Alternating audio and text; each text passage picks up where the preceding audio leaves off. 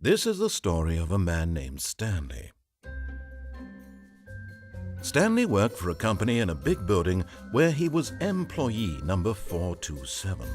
Employee number 427's job was simple. He sat at his desk in room 427 and he pushed buttons on a keyboard. Orders came to him through a monitor on his desk, telling him what buttons to push, how long to push them, and in what order. This is what employee 427 did every day of every month of every year. And although others might have considered it soul-rending, Stanley relished every moment that the orders came in, as though he had been made exactly for this job. And Stanley was happy. And then one day, something very peculiar happened. Something that would forever change Stanley. Something he would never quite forget. He had been at his desk for nearly an hour when he realized that not one single order had arrived on the monitor for him to follow. No one had showed up to give him instructions, call a meeting, or even say hi. Never in all his years at the company had this happened, this complete isolation. Something was very clearly wrong. Shocked, frozen solid, Stanley found himself unable to move for the longest time. But as he came to his wits and regained his senses, he got up from his desk and stepped out of his office.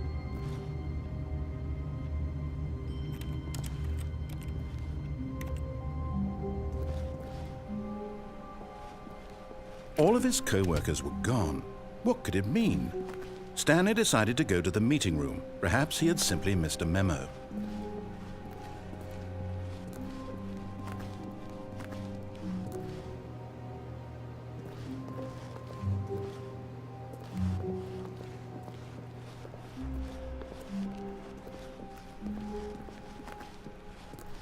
When Stanley came to a set of 2 open doors, he entered the door on his left.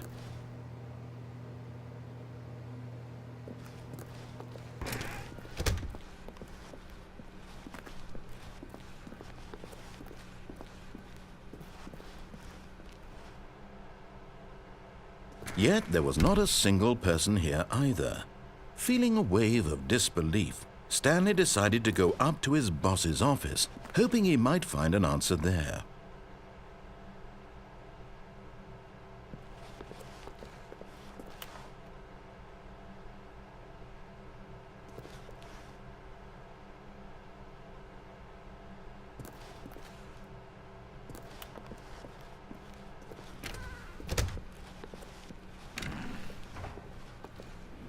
Stanley stepped into the broom closet, but there was nothing here, so he turned around and got back on track. Coming to a staircase, Stanley walked upstairs to his boss's office.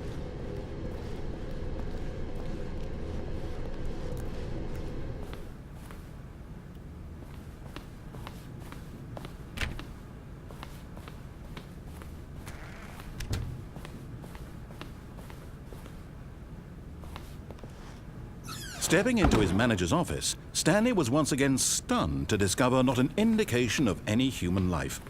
Shocked, unraveled, Stanley wondered in disbelief who orchestrated this, what dark secret was being held from him.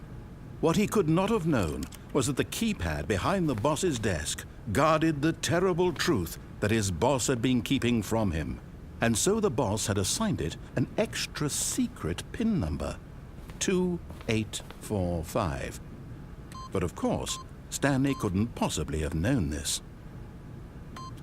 Yet incredibly, by simply pushing random buttons on the keypad, Stanley happened to input the correct code by sheer luck.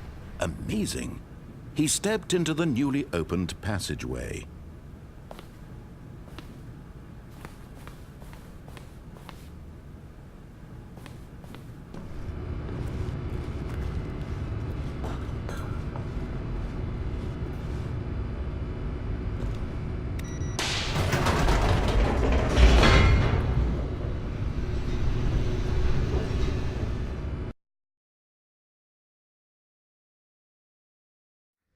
Descending deeper into the building, Stanley realized he felt a bit peculiar. It was a stirring of emotion in his chest, as though he felt more free to think for himself, to question the nature of his job. Why did he feel this now, when for years it had never occurred to him? This question would not go unanswered for long.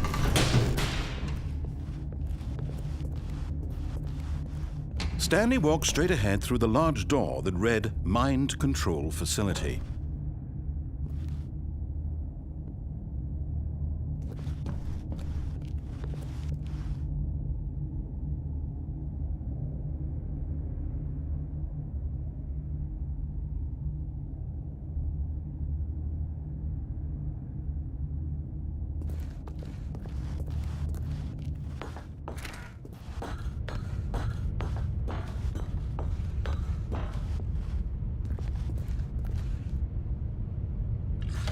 The lights rose on an enormous room packed with television screens. What horrible secret did this place hold? Stanley thought to himself. Did he have the strength to find out?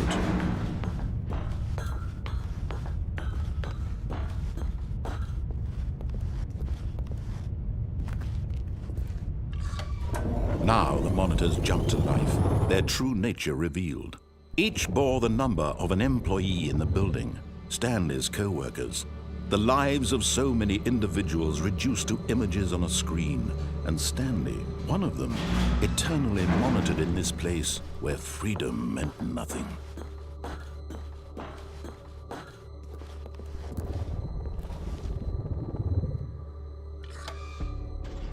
This mind control facility, it was too horrible to believe. It couldn't be true. Had Stanley really been under someone's control all this time?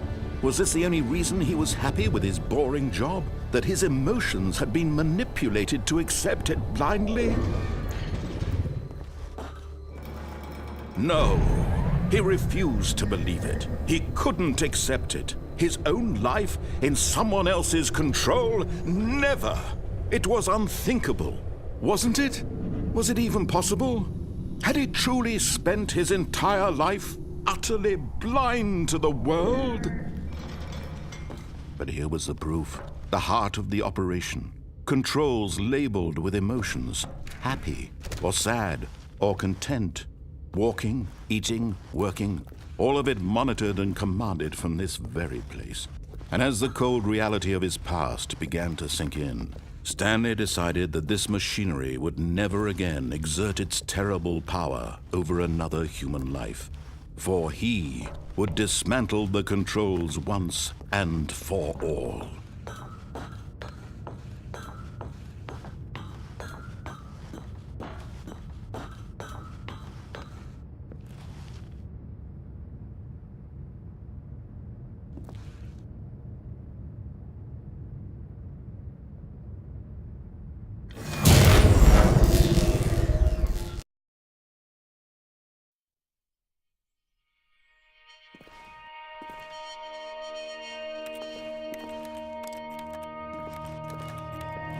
Blackness, and a rising chill of uncertainty.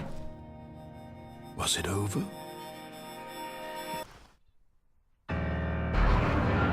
Yes! He had won! He had defeated the machine, unshackled himself from someone else's command. Freedom was mere moments away. And yet, even as the immense door slowly opened, Stanley reflected on how many puzzles still lay unsolved. Where had his co-workers gone? How had he been freed from the machine's grasp? What other mysteries did this strange building hold? But as sunlight streamed into the chamber, he realized none of this mattered to him, for it was not knowledge or even power that he had been seeking, but happiness.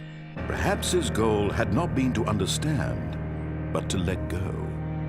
No longer would anyone tell him where to go, what to do, or how to feel. Whatever life he lives, it will be his. And that was all he needed to know. It was perhaps the only thing worth knowing. Stanley stepped through the open door. Stanley felt the cool breeze upon his skin, the feeling of liberation.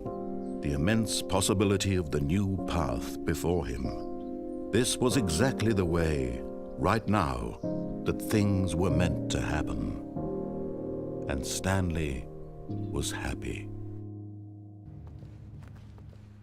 All of his co-workers were gone. What could it mean? Stanley decided to go to the meeting room. Perhaps he had simply missed a memo. When Stanley came to a set of 2 open doors, he entered the door on his left.